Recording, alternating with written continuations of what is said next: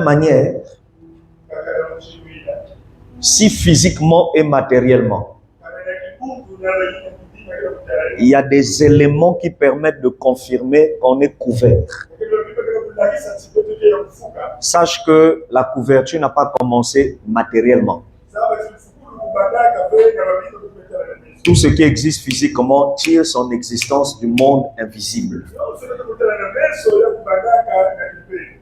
Et Dieu est l'auteur de toute couverture spirituelle.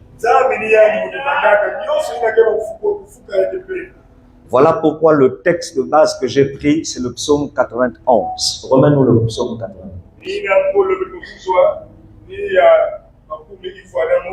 Psaume 91, verset 1 à 2. Vous allez voir que dans ce psaume, on dit « Celui qui fait quoi? Remonte. Remonte. » Psaume 91. Verset 1 à 2.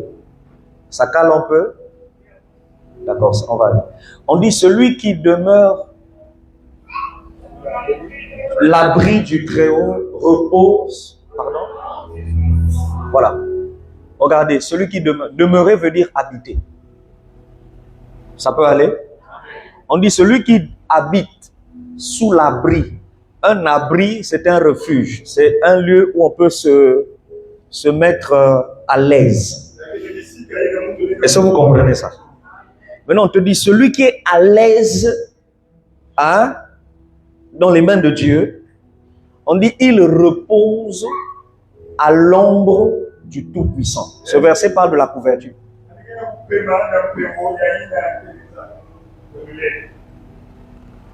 En d'autres termes, ce verset veut dire celui qui est en Dieu. Bon, toi tu es habitué à entendre en Christ, celui qui est dans la vie chrétienne, avec Dieu.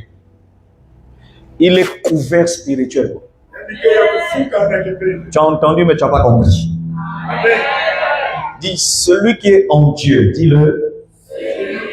Dieu et qui a donné toute sa vie à Dieu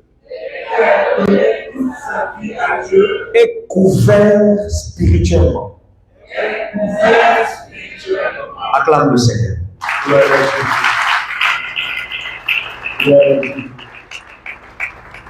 Regardez, même Jésus ne s'est pas aventurier à commencer le ministère sans couverture. Luc chapitre 4, verset 1 à 2. Regardez.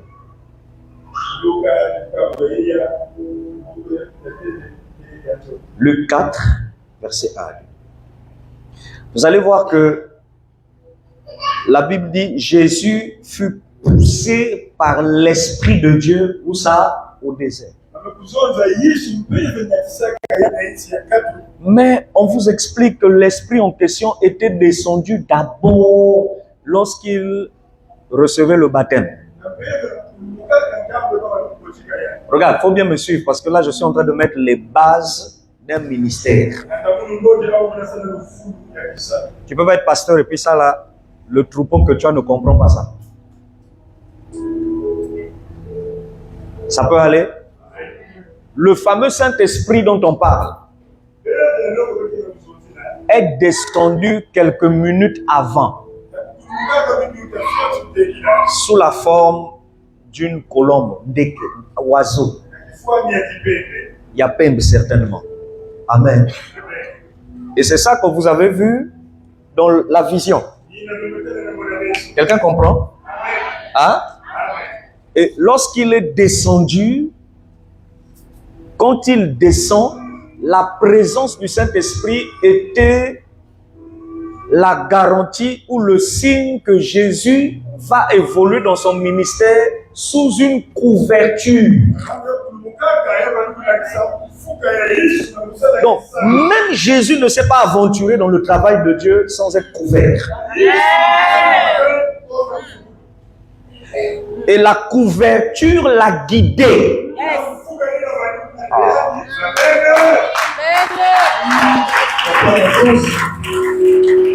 Si tu vas acclamer, il ne faut pas plaisanter. Donc, ici vous découvrez qu'une couverture peut représenter une chose, un système, un environnement, mais ça peut aussi représenter une personne. Parce que le Saint-Esprit n'est pas une chose. Le Saint-Esprit est une personne. Donc, l'Esprit de Dieu était la couverture spirituelle de Jésus. Et tu as donc l'information que celui qui est sous une couverture spirituelle est guidé par cette couverture. Je peux avancer? Est-ce qu'on peut avancer? On a besoin de pour bien comprendre. Regardez. La couverture spirituelle de Jésus, c'était le Saint-Esprit. C'est ce qu'on a dit. Ça lui pousse au désert. Regardez, Jésus étant rempli du Saint-Esprit, s'en retourna, ça va, vers le Jourdain et fut mené par la vertu de l'Esprit au désert. Et il fut tenté du diable 40 jours et ne mangea rien du tout durant ces jours-là. Et après, il fut passé. Finalement, il lut. Il y a un débat ici sur l'histoire. Les gens disent que Jésus avait fait 40 jours sans manger, sans boire. Ça, c'est à la maternelle.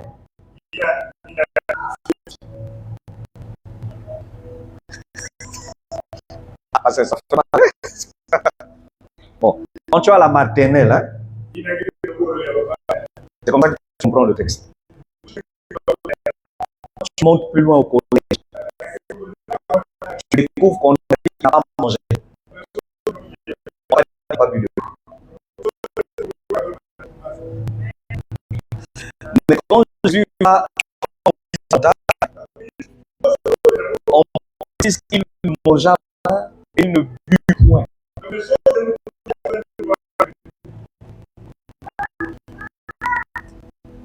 Ça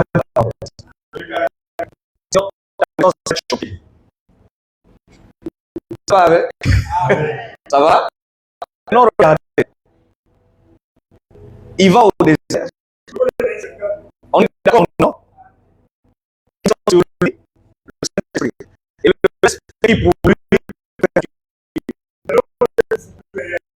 Donc, le Saint-Esprit maintenant s'arrête.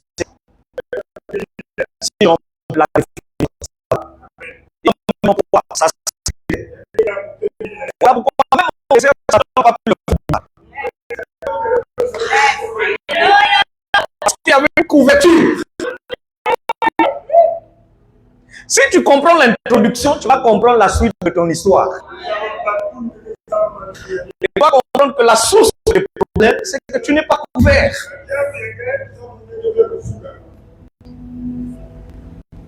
Comment Jésus fait pour résister au désert? Mais il y a une couverture sur lui. Et la couverture là n'était pas une chose, mais c'était une personne. D'ailleurs, c'est cette couverture qui lui a donné la capacité de résister à la famine. Mais à un moment donné, l'homme reste l'homme, hein, il a eu faim. Bon, regarde ton voisin, dis-lui, t'as la mouke mout, mouke fait banque, mouke mout. Acclame le Seigneur.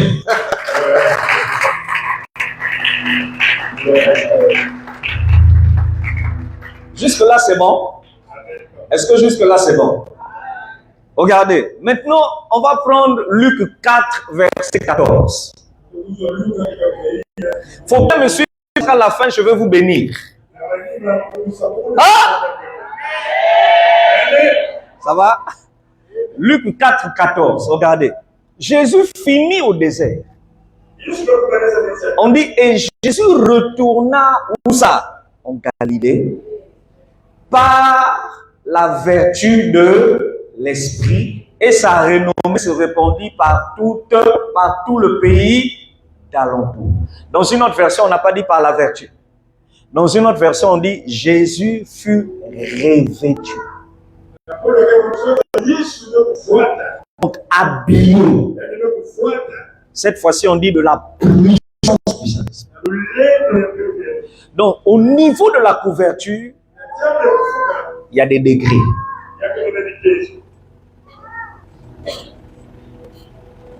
Ah. À un moment, hein, couverture en zam, et Saint-Esprit aussi. Ou bien moto, ametou na matwalangue. Mais à un moment, couverture à yandi, il n'y a que puissance.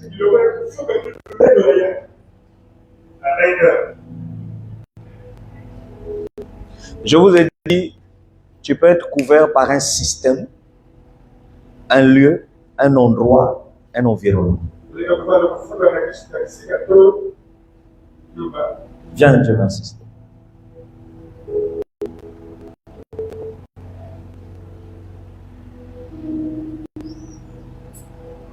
Prends le coussin, je sais pas comment on l'appelle. Bon, je ne sais plus si c'est le ou là, mais en tout cas, on va dire thé d'oreiller. Voilà. Ça, c'est la meilleure façon de clôturer, de conclure quand tu ne sais plus si c'est le ou là. Hein? Prononcez comme oui, thé d'oreiller. Là, merci. C'est l'importance d'avoir une bonne femme. Regardez. Mets ça en haut sur ta tête. Lorsqu'il pleut, ça va? Vous n'avez pas qu'une seule couverture. Vous avez plusieurs couvertures pour affronter la pluie. La première, c'est le parapluie.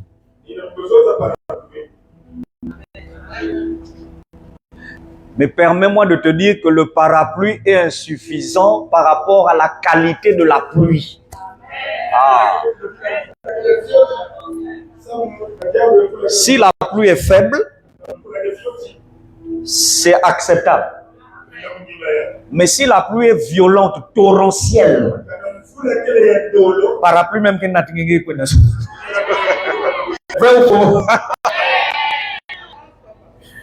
à ce niveau, tu dois comprendre qu'il y a des couvertures spirituelles qui sont fragiles.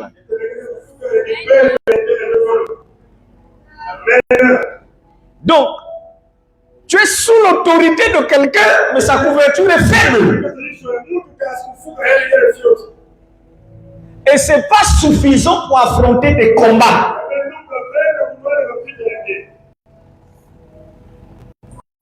Bon, cher pasteur, ça va être un scandale. On avance. Ça peut aller? Si la pluie est faible, ce degré, ce niveau de couverture est acceptable. Si la pluie est forte, il n'a plus besoin de ça. Parce que Essa et lui, vraiment, ils vont bien se gâter. À ce moment, ce qu'il lui faut, c'est de courir, chercher un endroit qu'on appelle abri, soit hangar. Et même au niveau de l'hangar, ça dépend des hangars. Il y a des hangars qui sont très faibles. Hein? La pluie, si elle est forte, ça fait quoi? Il y a des blancs.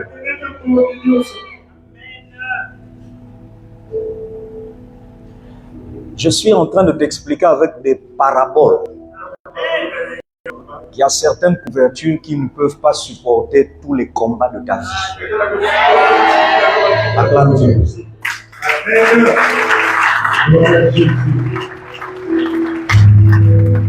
Et là, je résous un problème. Quand vous entendez les gens dire, moi, mon père spirituel, je suis sous sa couverture. Il faut être sûr du degré de sa couverture. Si c'est un degré faible, Dieu va te mettre en contact avec quelqu'un d'autre qui a un degré fort et qui pourra supporter les tempêtes de la vie. Ce qui ne veut pas dire qu'il faut cracher sous ton père. Exemple, quand les combats sont trop forts, nous avons notre père spirituel. Quand c'est 2 fois plus fort, on a notre grand-père spirituel. Mais quand les combats sont à notre niveau, on a nous-mêmes.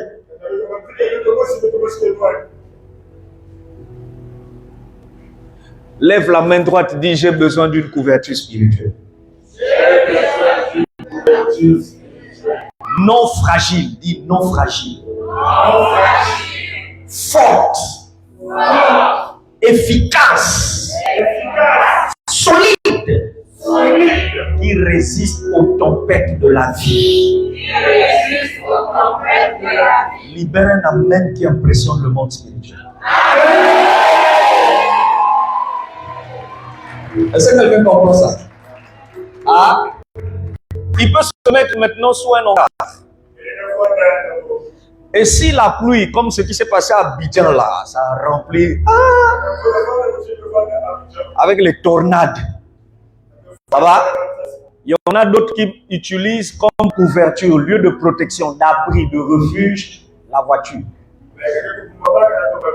Mais la voiture même, elle peut être emportée par les eaux et par le vent.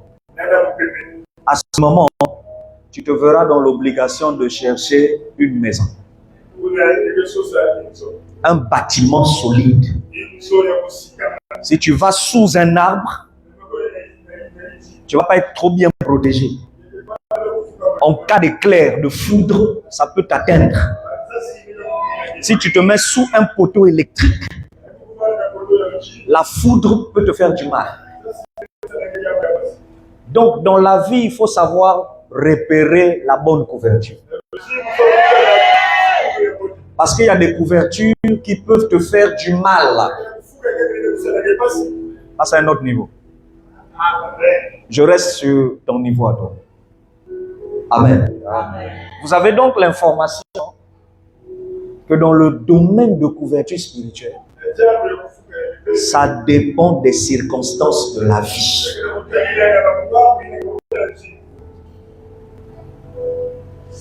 Acclame le Seigneur. Merci. Ah, tu vas acclamer, hein?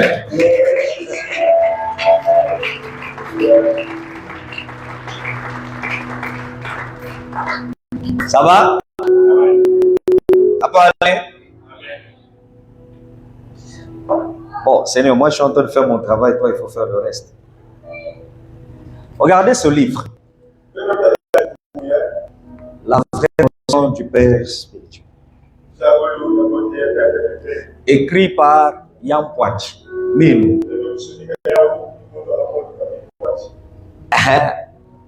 Répète, moi je suis trop convaincu de mon nom là. Apôtre Habib. Ah papa, faut pas dire ça en bébé. Dis ça dans mon vie. Apôtre Habib Poitiers. Faut bien articuler ça. Mais je suis convaincu dans combien. Ah! Depuis l'école, là, moi j'aimais plus que tu m'appelles Poitiers que tu m'appelles Habib. Parce que Habib, ça fait arabe. Mais quelqu'un m'a dit un jour que le nom arabe là va te sauver dans l'avenir. Amen. Oui. Au temps de la persécution, si c'est les musulmans qui persécutent là, ton nom va te sauver. Ça peut aller. Quand j'ai écrit ce livre, regardez, le livre a plusieurs couvertures.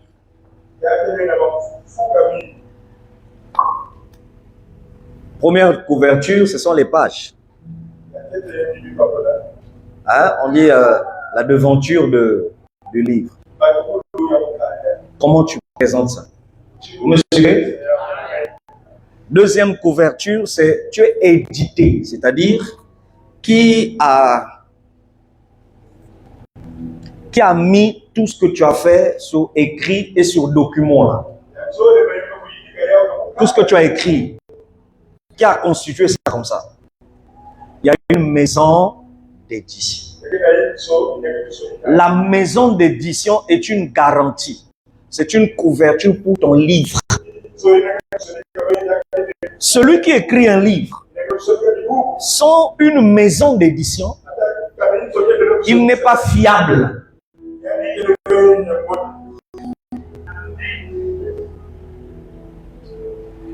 Ça veut donc dire, si tu es dans le ministère, tu n'as pas de couverture,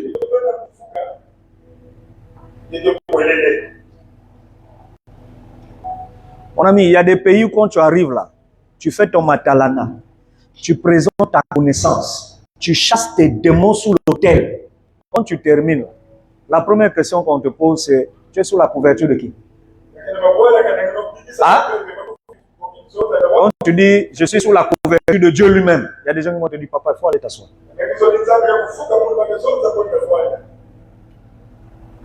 Parce que tu n'es pas fiable.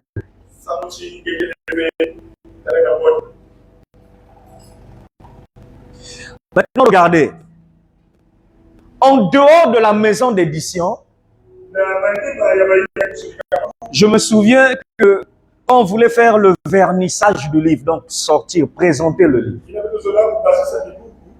une dame journaliste m'a dit ceci: si tu veux donner de la valeur à l'événement,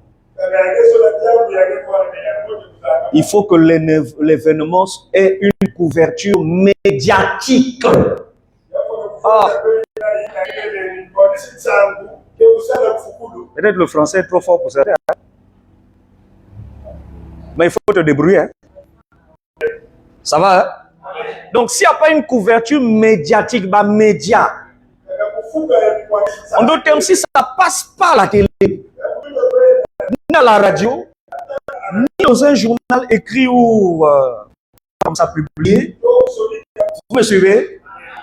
On dira que la sortie de ton livre ne va pas peser. Donc, vous avez l'information que la couverture spirituelle dans la vie d'une personne donne à cette personne du poids. Et j'insiste, le poids dans la société. Non, le amen là, ça sort que de l'avant. Hein. Derrière là, il n'y a pas amen. Votre amen, c'est les amens des boudeurs. Il y a amen fort. Quelqu'un comprend ça? Donc, je découvre que la couverture spirituelle donne du poids, de l'importance, de la valeur à quelqu'un.